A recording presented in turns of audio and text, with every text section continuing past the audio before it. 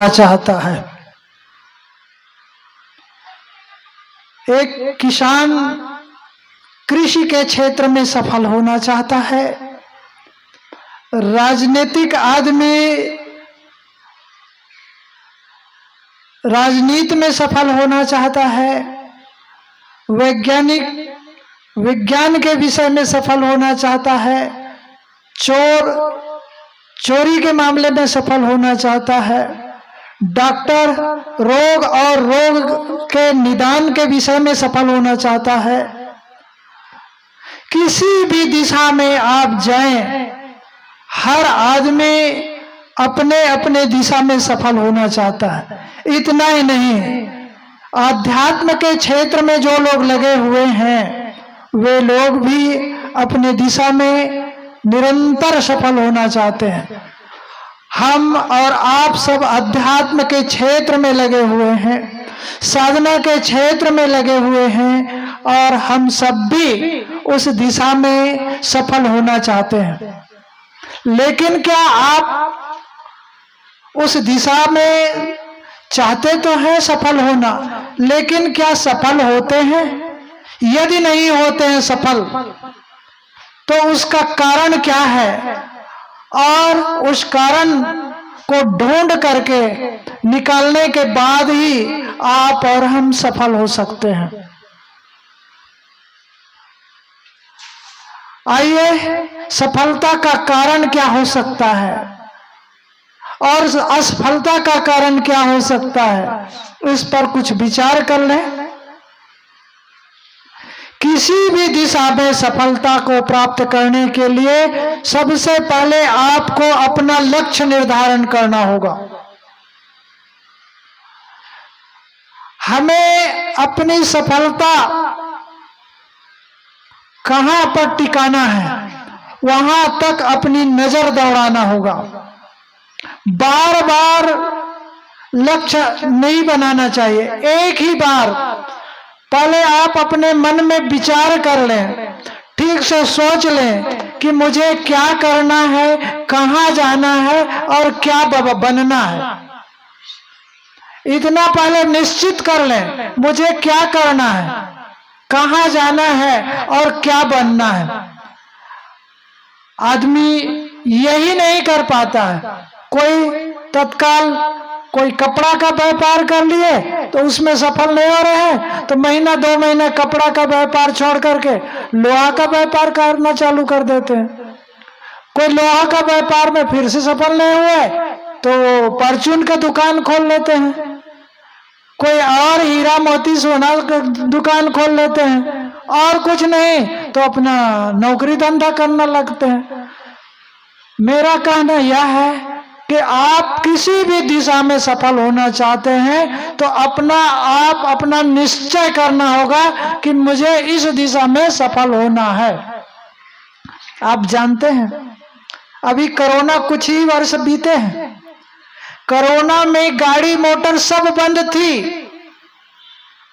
सारे यातायात बंद, फिर भी हर व्यक्ति को अपना घर दिखाई पड़ता था। जहां काम कर रहे थे वहां से अपना घर दिखाई पड़ रहा था। उनका लक्ष्य क्या था? उनको घर पहुंचना, और घर पहुंचने के लिए कोई पैदल, कोई साइकिल से, कोई बैलगाड़ी से, और कोई जो भी सवारी मिल जाए, उसको ये नहीं महसूस होता था कि मेरा घर यहाँ से 500 किलोमीटर है, 1000 किलोमीटर है, 2000 किलोमीटर है, वो नहीं दिखाई पड़ता था।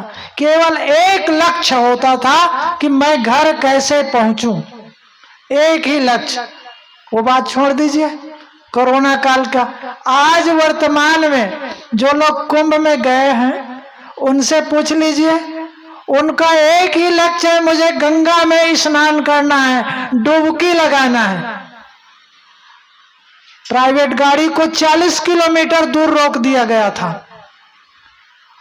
कल की स्थिति थी 15 किलोमीटर दूर रोक दिया गया प्राइवेट गाड़ी को, और वहां से वो पैदल चलते चलते संगम पहुंच जाते हैं।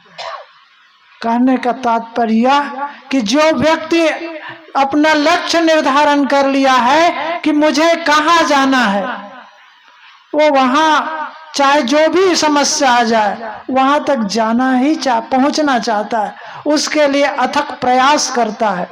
सज्जनों, हम लोग भी एक ऐसे रास्ता पर चले हुए हैं, अपने मन को निर्मल बनाने के लिए साधना और वैराग्य की मार्ग में चले हुए हैं कि हमारा मन कैसे निर्मल हो, उस दिशा में चले हुए हैं। और थोड़ा सा कहीं विघ्न बाधाएं आ जाती है तो हम अपना लक्ष्य बदल लेते हैं। इसलिए हम सबको चाहिए कि एक लक्ष्य निर्धारण कर ले। आप वो उदाहरण याद करें, एकलव्य, उन्होंने अपना गुरु मान लिया था द्रोणाचार्य को, और द्रोणाचार्य को गुरु मान करके वो एक निश्चित दिशा में अपना लक्ष्य निर्धारण कर लिए थे कि मुझे बाण चलाना सीखना है। गुरु के न रहते हुए भी क्योंकि उनका लक्ष्य था मुझे बाण चलाना सीखना है, और वो धुरधर धनुर्धारी बन गए, बाण चलाना सीख लिया। अर्जुन के लिए भी यही कहा जाता है। अर्जुन सभी विद्यार्थियों के साथ अर्जुन का भी परीक्षा हुआ। गुरु द्रोणाचार्य ने कहा कि पेड़ पर जो पक्षी बैठा हुआ है उसके आंख में वेदना है। सभी धनुर्धारियों को यही कहा जाता, उसके आंख को बाण से वेदना है। कोई भी शिष्य उनके उठते और पूछते कि तुमको क्या दिखाई पड़ रहा है, तो कोई कहते मुझे तो पेड़ दिखाई पड़ रहा है, पक्षी दिखाई पड़ रहा है, और पक्षी का जो नेत्र है वह दिखाई पड़ रहा है। द्रोणाचार्य कहते कि वार करो। तो किसी का बाण जो है अपने लक्ष्य पर नहीं जाता। अर्जुन को भी कहा गया, अर्जुन तुम्हें भी बाण चलाना है, और तुमको क्या दिखाई पड़ रहा है? अर्जुन ने कहा गुरुदेव मुझे केवल पक्षी का जो आंख है वही दिखाई पड़ रहा है। उन्होंने कहा कि ठीक है, पक्षी के आंख को बेधो, और वह बाण चलाया और उनका बाण सटीक लगा, उनका बाण पक्षी के आंख में ही लगा। सज्जनों, मेरे इतने सारे कहने का अर्थ यह कि आदमी को पहले लक्ष्य निर्धारण कर लेना चाहिए कि मुझे क्या करना है, कहाँ जाना है और क्या बनना है। ये चीज हम निर्धारण कर लिए ना तो निश्चित है हमारे सफलता हमारी चरण चूमेगी। हम लक्ष्य ही निर्धारण नहीं कर पाते हैं और गड़बड़ हो जाते हैं बीच में। इसलिए पहले लक्ष्य निर्धारण कर लें। लक्ष्य निर्धारण करने के बाद उस दिशा में चलने का दृढ़ प्रतिज्ञा करें। लक्ष्य तो निर्धारण कर लिए, मुझे पैसा कमाना है, मुझे खेती करना है, व्यापार करना है, डॉक्टरी करना है, वकील बनना है, राजनेता बनना है, निर्धारण तो कर लिए, लेकिन उस दिशा में नहीं चल रहे हैं। नहीं चल रहे मतलब पूर्ण मन से उस दिशा में काम नहीं कर रहे हैं। हर आदमी चाहता है मुझे सुख चाहिए, मुझे शांति चाहिए। चाहिए कहने मात्र से नहीं मिलेगा। सुख और शांति या व्यापार की दृष्टि में या कह लें कम से कम शब्दों में तो चाहे आध्यात्मिक लक्ष्य हो या व्यवहारिक लक्ष्य हो, किसी भी दिशा में सफलता प्राप्त करने के लिए आपको एक निश्चित दिशा चाहिए और साथ साथ दृढ़ प्रतिज्ञा चाहिए। उस दिशा में चलते रहें तो निश्चित है आपको सफलता मिल जाएगी। सफलता नहीं मिलती है, इसका कारण हम पूर्ण लगन और उत्साह से उस दिशा में नहीं चलते हैं। पानी को देख लीजिए आप, पानी ऊपर से नीचे बहता है, पानी ऊपर से नीचे गिरता है और गिरने के बाद वह बहता है, उसके रास्ता को अवरुद्ध कर दें हम, उसके रास्ता को हम रोक दें, तो क्या वो पानी रुक जाएगा? क्या पानी नहीं रुकेगा। वह जहां से बह रहा था, जिधर से वह गुजर रहा था, वो रास्ता में तो नहीं जाएगा, लेकिन दूसरा रास्ता खोज लेगा। दूसरे रास्ता को भी बंद कर दीजिए तो तीसरा रास्ता खोज लेगा। और जितने बार वह रास्ता खोजेगा, रास्ता खोजने का मतलब वह ऊंचा पर चढ़ेगा और फिर गिरेगा, तो उसका वेग और तेज होता जाएगा। इसी प्रकार आपके रास्ता में कहीं विघ्न और बाधाएं आ जाएगी तो आप उस रास्ता को छोड़े नहीं। मैथिली शरण गुप्त ने लिखा है, नई विघ्न बाधाओं को हम स्वयं बुलाने जाते हैं, फिर भी यदि आ जाए तो तनिक नहीं घबराते हैं। उनसे वे ही डरें जिनकी ही कच्ची शिक्षा दीक्षा है। हम अपने रास्ते में विघ्न बाधाएं जो आती है उससे घबराते नहीं हैं, लेकिन यदि आ जाती है तो उससे घबराते नहीं हैं। और पानी जैसे और रास्ता खोजता है, ठीक उसी प्रकार और रास्ता आप खोजें। जो आदमी बराबर रास्ता खोजता है, आपको अपने घर से यहाँ नवागांव कबीर आश्रम सत्संग में आना था। मान लो रास्ता में कहीं खुदाई हो गई है, तो आप क्या घर लौट जाएंगे? आप दूसरा रास्ता खोजने का प्रयास करेंगे। ठीक है, रास्ता बंद है तो कहां से जाया जा सकता है, वो रास्ता खोजेंगे। वो भी रास्ता यदि गड़बड़ है, उसमें कहीं कीचड़ पानी है, तो तीसरा रास्ता, चौथा रास्ता, पांचवा रास्ता आप खोजते खोजते किसी ना किसी प्रकार आप अपने गंतव्य स्थान तक पहुंच सकते हैं। तो सज्जनों, आप अपना लक्ष्य तो निर्धारण कर लें। लक्ष्य निर्धारण करने के बाद उस लक्ष्य पर निरंतर गति करें। दूसरी बात, हार न माने। विघ्न बाधाएं तो आती है, लेकिन लोग हार मान जाते हैं। हार मानना मनुष्य की सबसे बड़ी गलती है। जो हार मान जाता है ना, वो कभी भी सफल नहीं होता है। चाहे वो विद्यार्थी हो या शिक्षक हो, साधु संत हो, किसान हो, व्यापारी हो, राजनेता, कोई भी हो, यदि यह हार माना कि उनकी सफलता से हाथ गया, धुल गया, सफलता कभी मिलने वाला नहीं है। कहा जाता है कि एक विद्यार्थी परीक्षा में असफल हो गए थे, फेल हो गए थे।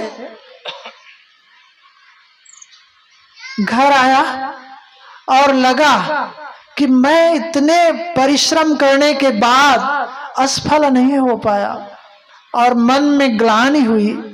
और ग्लानि करते करते एक ऐसा रास्ता चुना कि मैं अब दुनिया में नहीं रह पाऊंगा। मौत कोई रास्ता दिखाई पड़ने लगा। वह घर से निकला और एक दूसरे घर के बिल्कुल दीवार के किनारे जाकर के बैठ गया। बैठता तो देखता क्या है, एक चींटी चावल को लेकर के उस दीवार में चढ़ती है और कुछ दूर चढ़ने के बाद पुनः गिर जाती है। गिरती है, उस चावल को फिर उठाती है, फिर चढ़ती है, फिर गिर जाती। कई बार प्रयास करने के बाद चींटी अपने बिल पर उस चावल को लेकर के पहुंच जाती है। उस विद्यार्थी को ग्लानि हुई, अरे ये साधारण सी चींटी एक बार में असफल हो गई, तो दूसरे बार, तीसरे बार, चौथे बार करके वह पहुंच गई, और मैं तो अभी एक ही बार असफल हुआ हूं और मैं कैसे सफल नहीं हो सकता। मन में एक विश्वास जगा और वह अगले क्लास पढ़ा और अच्छा नंबरों से पास हुआ। कहने का तात्पर्य मेरा यह कि आदमी के कोई भी काम करता है तो एक ही बार में एक ही बार में सफलता नहीं मिल जाती है। सफलता प्राप्त करने के लिए निरंतर उस दिशा में चलना पड़ेगा। एडिसन जो बिजली के खोज किए थे, एक बार में आज वही बिजली, आज हम जिसके बिजली ना हो तो हमारा जीवन अधूरा जैसा लगता है। पानी चाहिए तो बिजली, हवा चाहिए तो बिजली, खाना चाहिए तो बिजली, बात करने के लिए बिजली, हर जगह तो बिजली की आवश्यकता है। और ये बिजली की खोज सर्वप्रथम एडिसन ने किया था, और का एक ही बार में उन्हें ये सफलता मिल गई थी। कई बार खोजता रहा तब जाकर के उन्हें सफलता मिल दी है। मैडम क्यूरी पता नहीं कितनी कितनी लाखों मिट्टी छानी थी, तब जाकर के उसे एक थोड़ा सा रेडियम प्राप्त हुआ था। और आज भी दुनिया में रेडियम बहुत ही कम है। तो कहने का तात्पर्य मेरा यह कि आदमी प्रयास करता रहे तो निरंतर वापस पहुंच जाता है अपने लक्ष्य पर। हम सब लोग यहाँ पर अध्यात्म के पथिक हैं।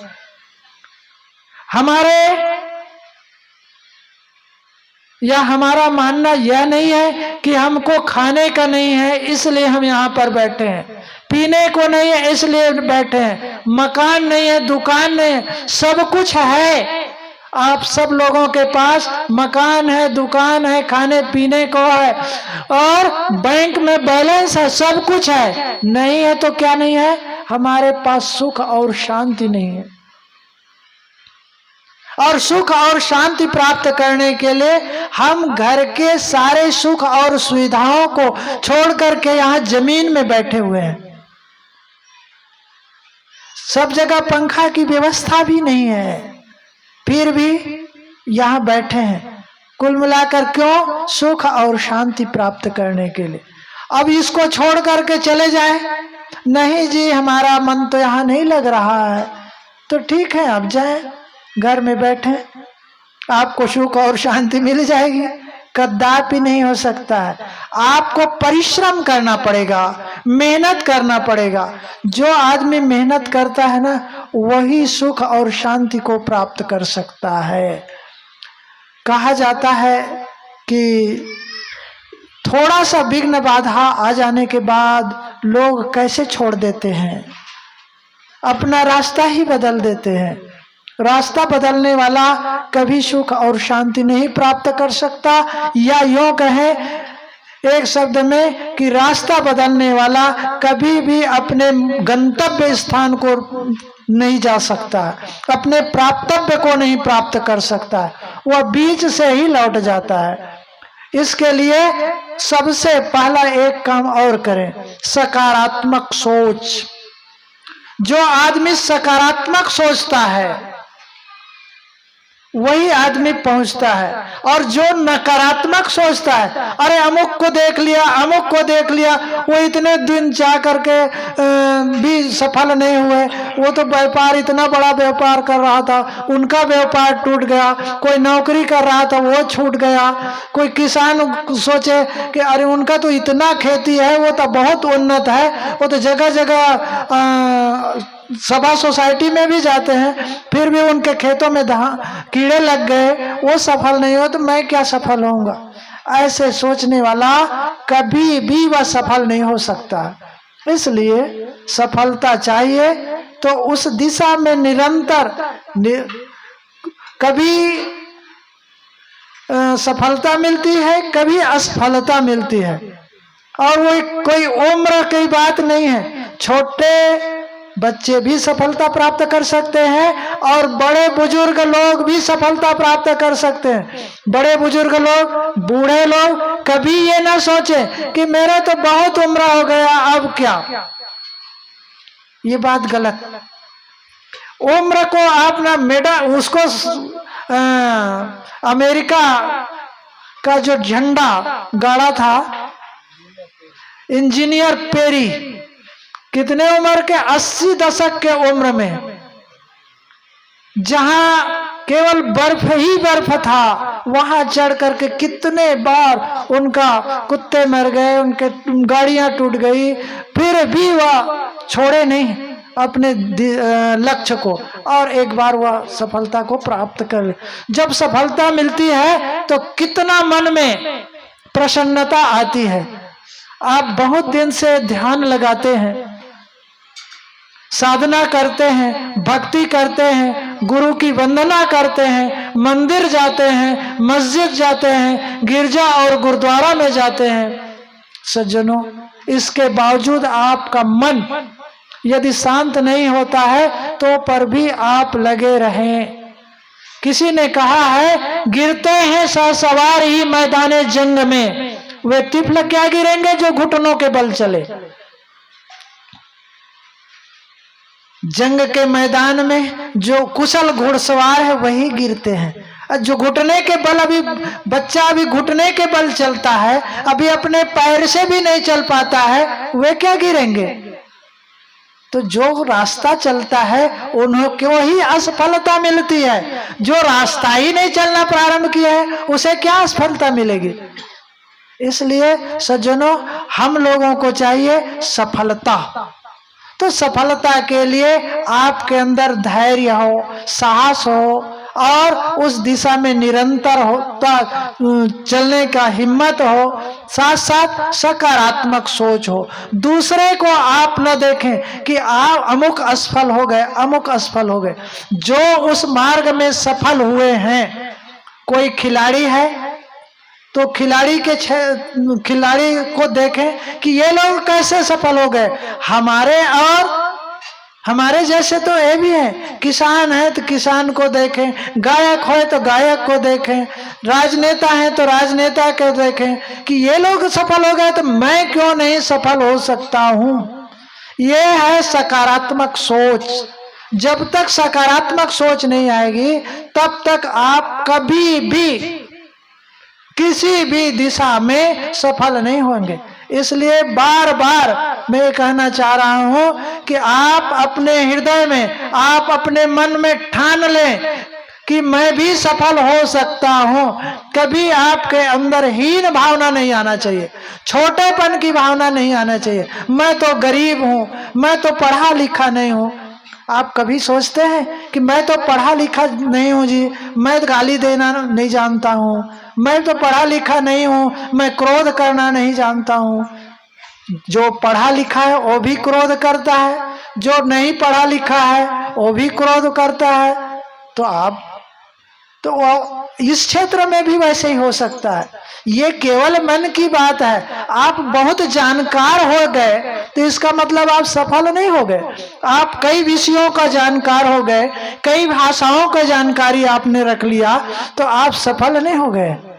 ये केवल काम चलाने के लिए है, कई विषयों का ज्ञान। और कुछ लोग केवल अहंकार कर लेते हैं, मैं तो इतना जानकार हूं। जानकारी मात्र से कुछ भी नहीं होता है। आप सब लोग देखे होंगे बड़े बड़े डॉक्टर, मैं डॉक्टर को इसलिए कह रहा हूं, बड़े बड़े डॉक्टर लोग जानते हैं कि तंबाकू में निकोटीन नाम का जहर होता है। हर तंबाकू के बने हुए चीज में लिखा रहता है बीड़ी पीना स्वास्थ्य के लिए हानिकर है, सिगरेट पीना स्वास्थ्य के लिए हानिकर है, गुड़ाखू घिसना स्वास्थ्य के लिए हानिकर है, तंबाकू चबाना स्वास्थ्य के लिए हानिकर है। कौन चबाता है, कौन पीता है बीड़ी, कौन सिगरेट पीता है, कौन शराब पीता है? केवल पढ़े लिखे लोग या अनपढ़ लोग, दोनों ही पीते हैं। तो केवल पढ़ लिख लेने से या केवल जानकारी प्राप्त कर लेने से उस दिशा में वो सफल नहीं हो सकते। सफलता चाहिए तो सफल लोगों का संग साथ करना पड़ेगा, सफल लोगों के साथ बैठना और उठना पड़ेगा। सज्जनों, मैं सफलता के विषय में कुछ ही बिंदु पर कुछ निवेदन किया। हमारे बीच और विराजमान है वरिष्ठ संत, इसलिए मैं अपनी बात को यहीं पर समाप्त करता हूँ। बोलिए सद्गुरुदेव की जय। हमारे बीच विराजमान है कबीर पारक संस्थान प्रयागराज से पधारे हुए श्रद्धेय संत कृपाशरण साहब जी वर्तमान में आप संस्थान के अध्यक्ष हैं। आपसे विनम्र निवेदन है कि आप इस अवसर पर अपने विचार से हम सबको लाभान्वित करने की कृपा करें। श्रद्धेय संत श्री कृपा शरण साहब जी।